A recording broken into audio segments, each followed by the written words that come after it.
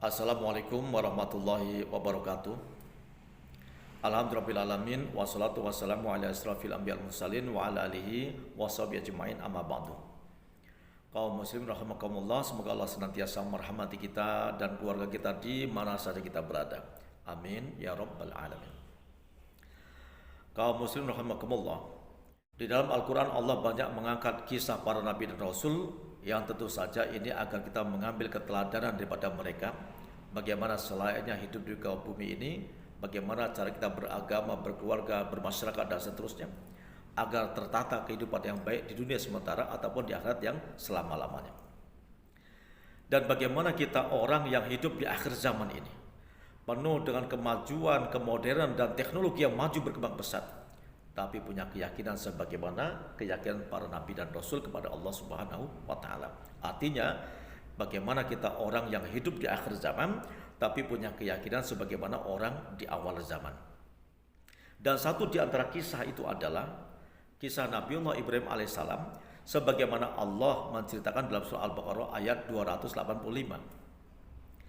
Alam tara ilal ladzi haja Ibrahim fi rabbi an atahullahu mulk. Id qala Ibrahim Rabbiyal ladzi yuhyi wa yumiit. Qala ana uhyi wa umiit. Qala Ibrahim innallaha ya'ti bisyamsi minal masyriq fa'ti biha minal maghrib. Fabuhital ladzi kafar wallahu la yahdil qaumadz zalimin. Di sini diceritakan, alam tara ilal ladzi haja Ibrahim fi rabbih. Apakah engkau tidak perhatikan wahai Muhammad, wahai kaum muslimin, bahwasanya pernah terjadi di muka bumi sebelum kalian ini seseorang yang mendebat Ibrahim alaihissalam. Anatallahul mulk, padahal Allah telah memberikan dia satu kerajaan, kekuasaan. Dan ini adalah Raja Namrud. Ini satu isyarat bahwasanya yang mendebat Ibrahim ini bukan orang awam, bukan orang bodoh, bukan orang jahil, bukan orang acek-acek.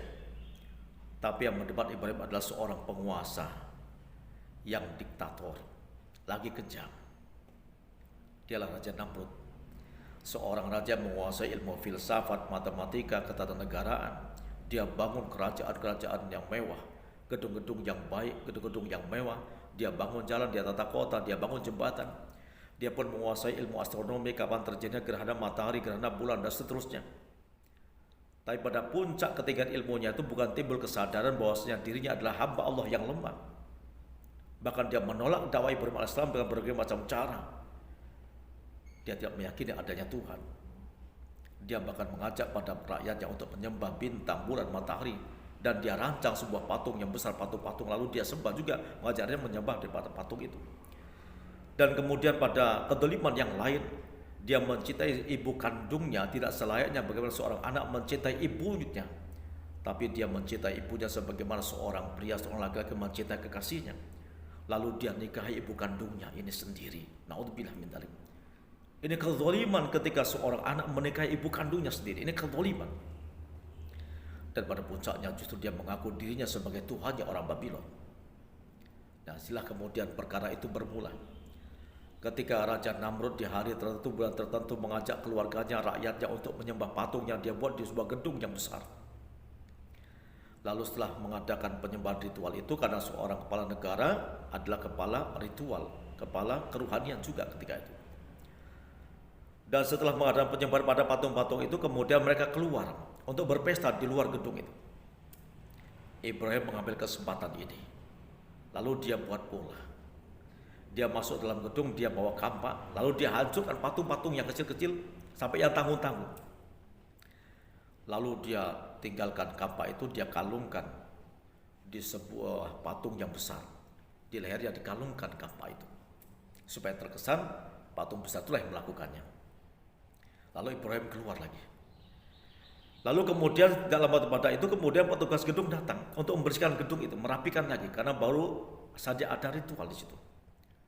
Tapi petugas gedung itu betapa tersentak kagetnya dia karena melihat patung-patung sudah hancur semuanya, kecuali satu patung yang besar. Dan dia sangat tersentak kaget karena di lehernya terkalung, ya tergantung sebuah kampak juga di situ. Lalu dia teriak-teriak berhabur keluar, dia teriak-teriak. Orang-orang berkumpul ramai. Dan akhirnya berita disampaikan kepada Raja Namrud itu. Maka Raja Namrud datang ke sana untuk melihat, mengecek langsung kejadian itu. Dan betul saja dia sangat murka, sangat marah. Lalu kemudian dia berkata kepada orang-orang yang di sekitar itu. Ini bisa dia dalam surah Al-Anbiya terutama 62 sampai 69 diceritakan di situ dialog-dialog retorika logika Ibrahim dalam menghadapi logika daripada Raja Namrud. Maka dia mengatakan, tahukah kalian siapa kira-kira yang berbuat seperti ini, yang menghancurkan Tuhan-Tuhan kita ini? Lalu ada orang mengatakan, ya Namrud, ya Raja Namrud, sesungguhnya di negeri kita ini ada seorang pemuda yang dia sangat membenci agama kita dan dia juga menghina mencela patung-patung Tuhan kita. Siapa dia? Kata orang itu, dia adalah Ibrahim. Kalau begitu sekarang tangkap Ibrahim ke sini, bawa Ibrahim kemari, dan panggil semua masyarakat ke sini untuk menyaksikan bagaimana Ibrahim dengan resiko karena dia telah menghina rajanya, dia menghina kerajaan agama kita semua. Lalu kemudian bergerak dengan cepat pasukannya dan menangkap Ibrahim. Lalu Ibrahim diikat di hadapan di Raja Namrud. Maka dialognya itu dikatakan begini, qalu anta fa'alta hadza bi alihatina ya Ibrahim. Mereka mengatakan, ya Ibrahim, kamukah yang telah berbuat kepada tuhan-tuhan kami ini ya Ibrahim? Kenapa kamu hancurkan tuhan-tuhan kami ini ya Ibrahim? Kenapa? Apa maksud kamu dalam perkara ini? Ibrahim dengan terang mengatakan, qala bal fa'alu kabiruhum hadza. Bukan saya melakukannya, tapi boleh jadi patung yang besar ini, kabiruhum hadza, yang besar ini, karena di lehernya terkalung sebuah kampak, mungkin dia melakukannya. Fas'aluhum in kanu yatiqun. Maka coba kalian tanya kepada mereka, siapa yang menghancurkan patung-patung itu? Atau mungkin pada yang besar, tanya oleh kalian, in kanu yatiqun, jika mereka dapat berbicara, tanya pada kalian. Faraja'u ila anfusihim. Maka lalu mereka tersentak jiwa mereka, timbul kesadaran mereka bahwasanya perbuatan mereka itu keliru. Mereka menyembah patung yang mereka rancang, lalu mereka buat, mereka sembah sendiri. Mereka merasa terpukul ketika itu, tersentak jiwa mereka, akal mereka ketika itu. Faqalu innakum atumul dzalimun. Lalu mereka saling menyalahkan di antara mereka. Kalian yang zalim, kalian yang salah. Ibrahim itu benar. Dia mengajak kita untuk menyembah Tuhan selain daripada patung-patung kita buat ini. Dia benar. Tsumma nukisu ala rusiyim. Kemudian mereka menundukkan kepala-kepala mereka, karena mereka tidak bisa menjawab kata Ibrahim untuk bertanya pada patung-patung itu. Tapi ternyata kesesatan mereka, kesombongan mereka melebihi daripada akal sehat mereka, sehingga akal sehat mereka tertutup dengan kezaliman mereka. Mereka bertanya juga, laqad alimta ma haula yantikun. Ya Ibrahim, sungguh engkau mengetahui bahwasanya patung-patung itu tidak bisa bicara. Kenapa kami harus bicara pada patung-patung itu? Qala afata'buduna min dunillahi ma la yanfa'ukum syai'a wa la yadurkum. Ibrahim balik bertanya, adakah pantas kalau begitu kalian sembah Tuhan selain Allah, patung-patung yang kalian rancang, kalian buat lalu kalian sembah, yang tidak bisa memberikan manfaat dan maruah sedikit pada kalian? Pantas kalian sembah itu? Ufil lakum wa lima ta'buduna min dunillah afala ta'qilun. Celakalah kalian semua. Dan apa yang kalian sembah ini, afala ta'qilun, apa kalian tidak berakal semuanya? Maka dialog ini telah mematikan logika mereka semuanya. Lalu kemudian Namrud berkata, man rabbuka, siapa Tuhan kamu kalau begitu ya Ibrahim? Itqala Ibrahimu rabbiyalladzi yuhyi wa yumiit. Ibrahim kemudian berkata, sesungguhnya Tuhanku adalah Tuhan yang mampu menghidupkan kita manusia dan semua makhluknya, dan juga mampu untuk mematikannya. Mendengar ini logika, Namrud kemudian mengatakan, qala ana uhyi wa umiit. Maka Namrud mengatakan, saya juga Tuhan yang mampu menghidupkan dan mematikan ya Ibrahim. Ibrahim bertanya, bagaimana caranya? Lalu dia menunjuk pada pengawalnya, pada prajuritnya, hai prajurit, kamu masuk dalam penjara, di situ ada 2 orang yang akan dihukum mati. Sekarang bawa ke sini semuanya. Maka 2 orang tahanan dengan cepat dibawa di hadapan mereka, di hadapan Raja Namrud dan Ibrahim. Dan Namrud mengatakan, ya Ibrahim, sekarang kamu lihat pembuktian bahwa saya bisa mematikan, menghidupkan seorang juga.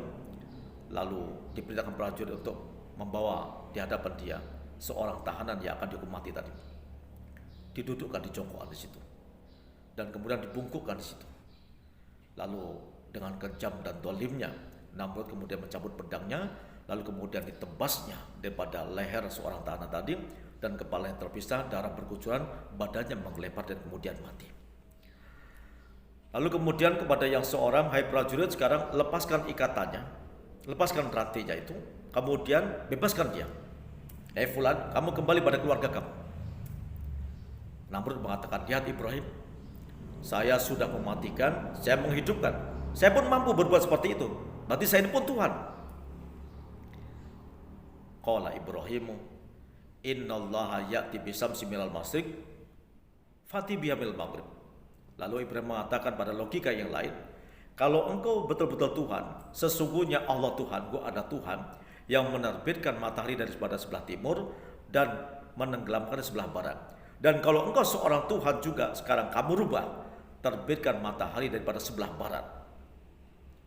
Maka fabuhital lati kafar. Maka buntulah, terdiam semuanya, buntulah otak Namrud ini. Buntulah akal orang kafir ini. Dia tidak mampu berbuat apa yang dikehendaki oleh Ibrahim untuk merubah matahari terbit dari sebelah barat. Harusnya timbul kesadaran pada jiwanya. Tapi karena dia seorang raja punya kekuasaan, beda dengan kita seorang awam, seorang rakyat jelata. Kalau ada yang mendebat kita dan kita kemudian kalah dalam perdebatan, paling kita hanya pergi mencaci maki, mengumpat dan sebagainya. Tapi karena dia seorang raja, dia punya hukum, punya kekuasaan, lalu dia vonis Ibrahim, karena kalah debat tadi, maka kemudian karena kebuntuan dan malunya pada rakyatnya, dia tidak mampu menampakkan sebagai Tuhan untuk menerbitkan matahari daripada sebelah barat.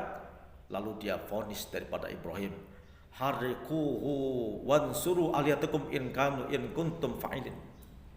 Apa kata dia? Kalau begitu sekarang Ibrahim bakar hidup-hidup dia. Dan tolonglah Tuhan-Tuhan kalian telah dihina oleh Ibrahim. Kalau kalian ingin berbuat baik pada Tuhan kalian, maka bakarlah Ibrahim ini. Lalu dengan perintah Namrud ini, mereka mengumpul kayu bakar di sebuah lapangan yang luas. Masyarakat diundang semuanya untuk melihat bagaimana Ibrahim menerima hukuman mati daripada Raja Namrud yang telah menentang kebijakan daripada agama kerajaan ketika itu. Maka Ibrahim tidak gentar sama sekali. Dia tetap mendakwakan tauhid. Dia mengatakan, innallaha ya'ti bisamsi minal masyriq. Dia mengatakan, Tuhan, kok Allah ada Tuhan yang menerbitkan matahari dari sebelah timur. Dia Tuhan kita semua. Rabbi wa rabbukum. Dia Tuhanku dan Tuhan kalian semuanya. Tapi ternyata Namrud yang telah diliputi dengan kecongkakannya, kesesatan dan kesombongannya itu, dia tidak bisa menerima logika Ibrahim alaihissalam ini. Justru dia vonis karena dia punya kekuasaan.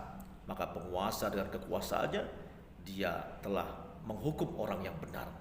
Sementara logika dia mati ketika itu tidak mampu untuk menunjukkan pada rakyatnya bagaimana memindahkan matahari terbit daripada sebelah barat. Dan akhirnya ketika api sudah berkobar dengan luar biasa, api telah menyala dan berkobar luar biasa, maka Namrud mengatakan, hai prajurit, sekarang lemparkan tubuh Ibrahim ke dalam api itu. Lalu Ibrahim dilempar ke dalam api. Tapi dengan kuasa Allah, mata Allah berfirman pada api, qala ya naru kuni bardan wa salaman ala Ibrahim. Lalu Allah berfirman pada api itu, wahai api, jadilah kamu api yang dingin yang menyelamatkan Ibrahim alaihissalam ini. Akhirnya apa? Api yang begitu panasnya, Allah cabut fitrahnya. Dan api terasa oleh Namrud dan rakyatnya. Api itu membara, membakar, memusnahkan, menghancurkan. Tapi bagi Ibrahim, di dalam api merasa dingin dan sejuk, sehingga tidak satu helai daripada rambut pun yang terbakar, tidak satu helai daripada pakaiannya pun yang terbakar ketika itu. Maka setelah api itu padam, maka jasad Ibrahim alaihissalam tetap berdiri kokoh, tidak tersentuh sedikit api itu. Semua orang kaget.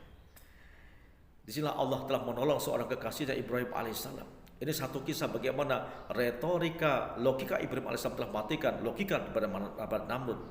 Maka dakwah Ibrahim alaihissalam dengan dakwah logika, retorika logika untuk memancing orang berbicara dan menggiring pikiran manusia agar mengetahui bahwasanya dunia bukan terjadi dengan sendiri, tapi dunia diciptakan oleh Sang Penciptanya.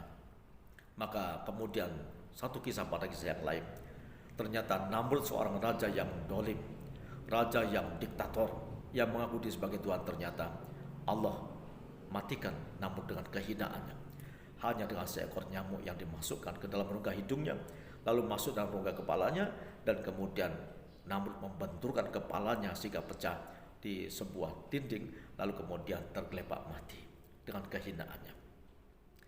Inilah satu kisah keteladanan Ibrahim alaihissalam yang dia berdakwah dengan retorika logikanya, dengan pemikirannya untuk mematikan logika orang-orang Babilonia dan rajanya ketika itu. Tapi ternyata hidayah belum datang kepada mereka sehingga mereka sebagian mati terhina, dihinakan Allah Ta'ala. Ini ternyata bukti benar bahwasanya hidayah adalah milik Allah SWT.